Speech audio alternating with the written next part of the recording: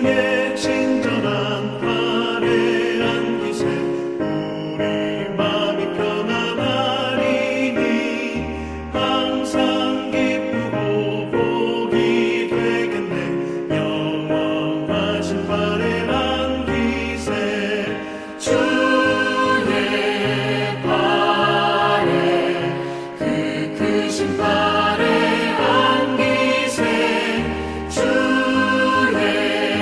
팔에 영원하신 팔에 안기세 날이 갈수록 주의 사랑이 두루 광명하게 비치고 천성 가는 길 편히 가리니 영원하신 팔에 안기세 주의 팔에 그 크신 팔에 안기세 주의 팔에 영원하신 팔에 안기세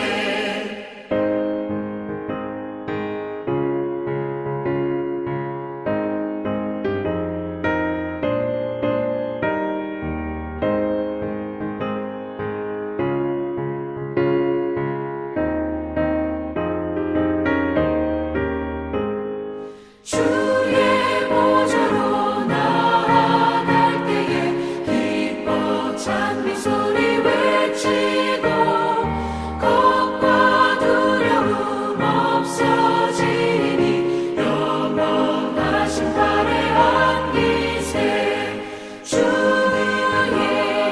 팔에 그 크신 팔에 안기세 주의 팔에 영원하신 팔에 안기세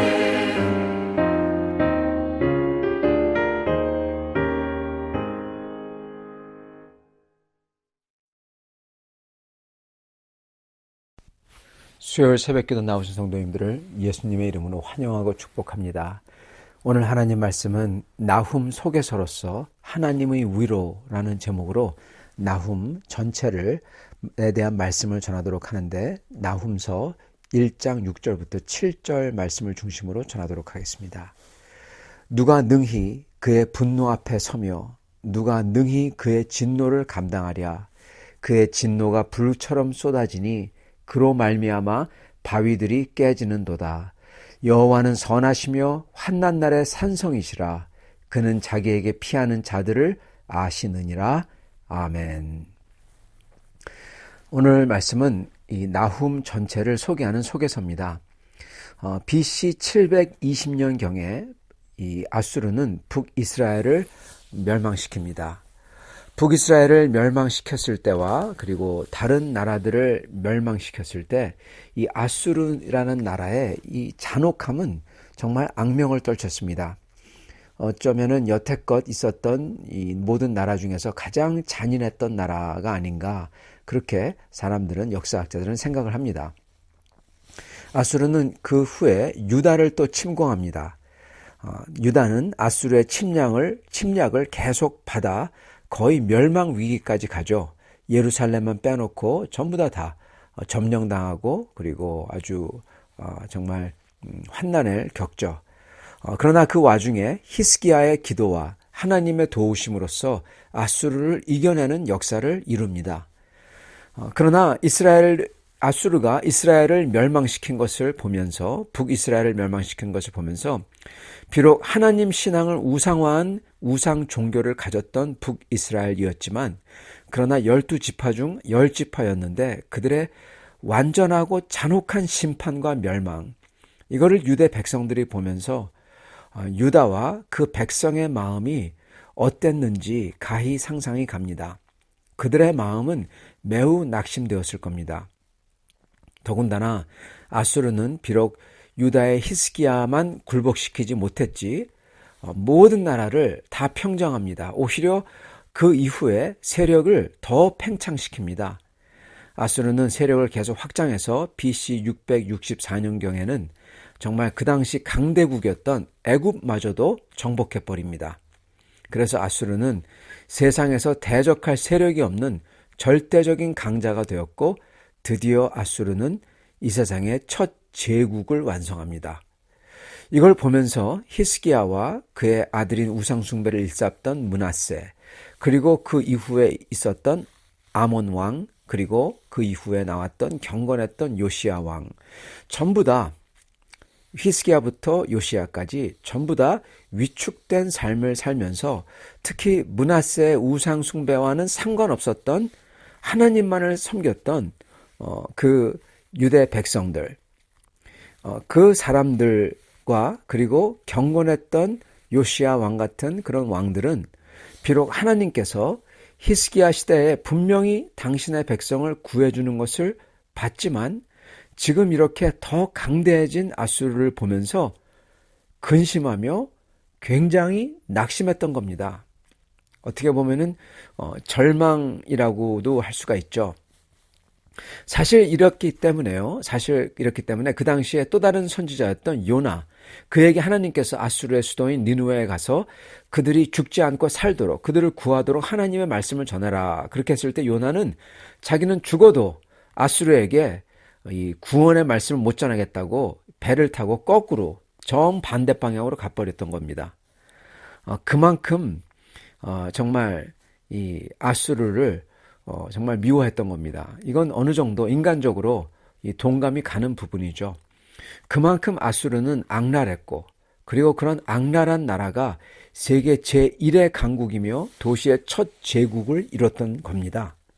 그러니 공의와 주님의 인도를 바라던 주님의 백성들, 더욱이 그런 악랄한 나라로 인해서 형제되는 북이스라엘이 비록 그들이 우상을 섬겼다고 하더라도 그들이 완전히 멸절되는 것을 보면서 정말 큰 낙심과 공포를 가졌던 겁니다. 이런 상황에서 하나님께서는 나훔 선지자에게 말씀을 주셨던 거예요. 그리고 이 말씀을 전하라고. 이 나훔 선지자의 나훔이라는 이름의 뜻은요, 바로 위로입니다. 위로. 내 백성을 위로하라. 하나님께서는 이렇게 낙심하고 절망하고 공포에 빠진 당신의 백성들을 위로하도록 이 선지자를 보내셨던 겁니다.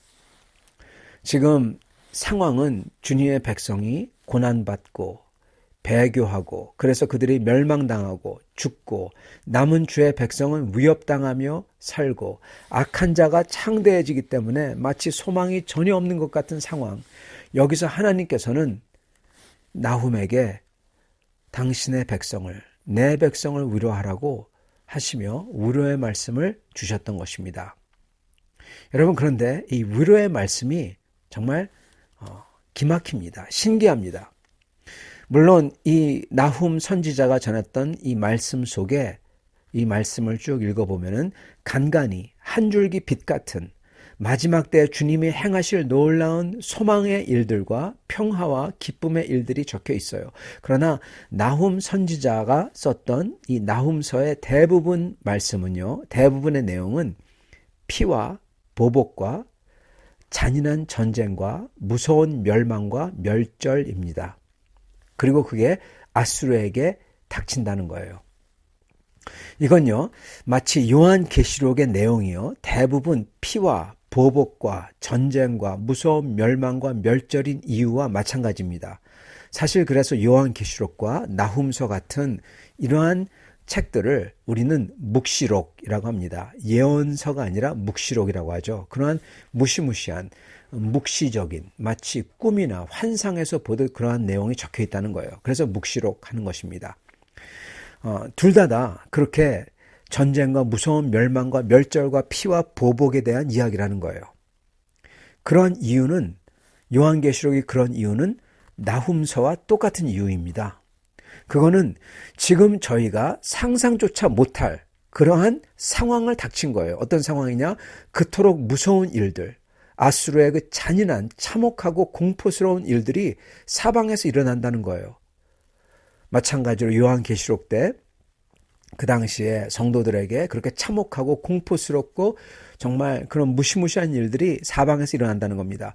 그런 이들을 어떻게 위로를 하겠습니까? 하나님이 좋은 것을 가져올 거다. 그게 위로가 될까요?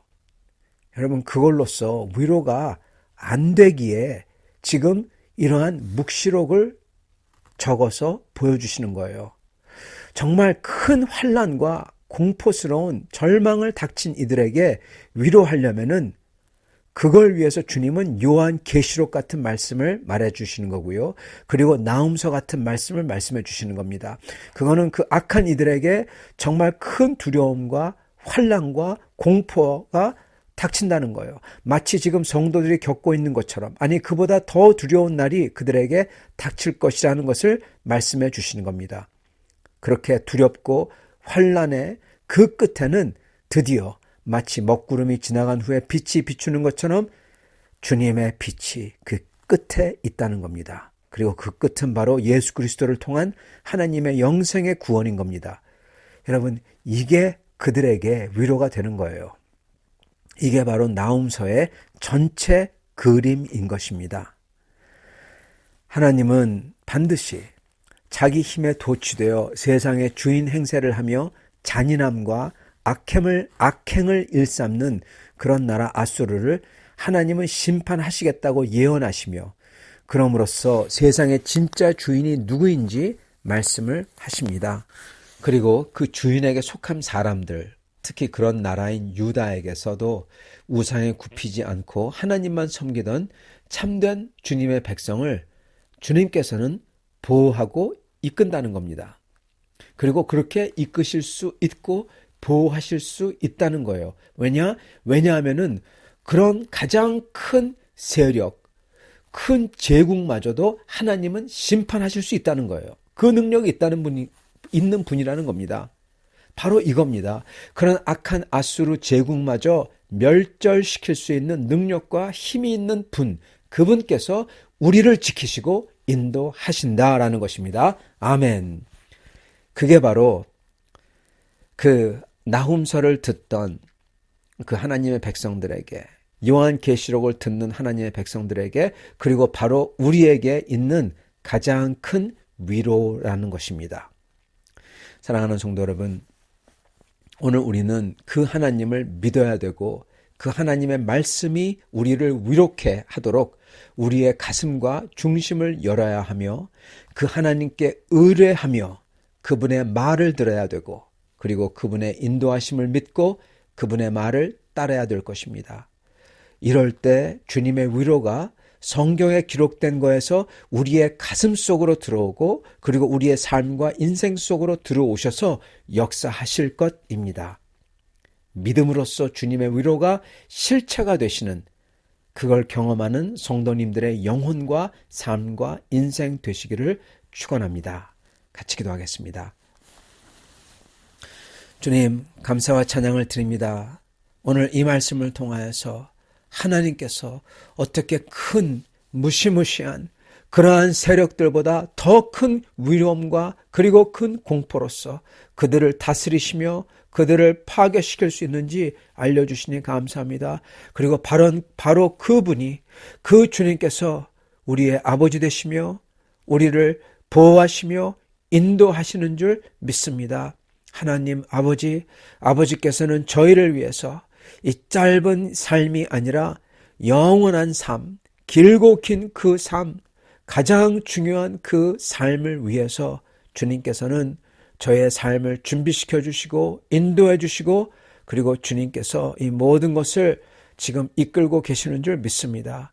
이 믿음으로 주님께 나아가 저희가 의뢰하며 저희가 주님을 의지하며 주님을 붙들을 때 주께서 인도하여 주시옵소서.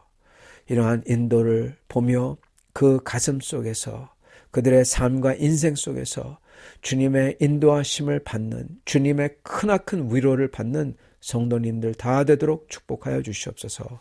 예수 그리스도 받들어 기도드리옵나이다. 아멘.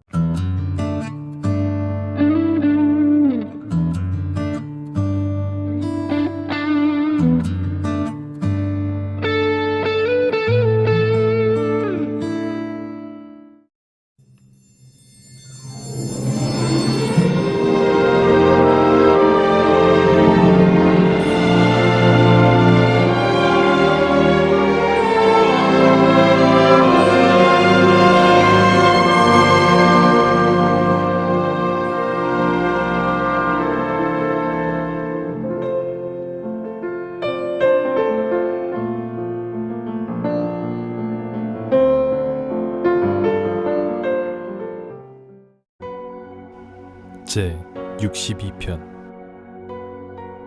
나의 영혼이 잠잠히 하나님만 바라며 나의 구원이 그에게서 나오는도다.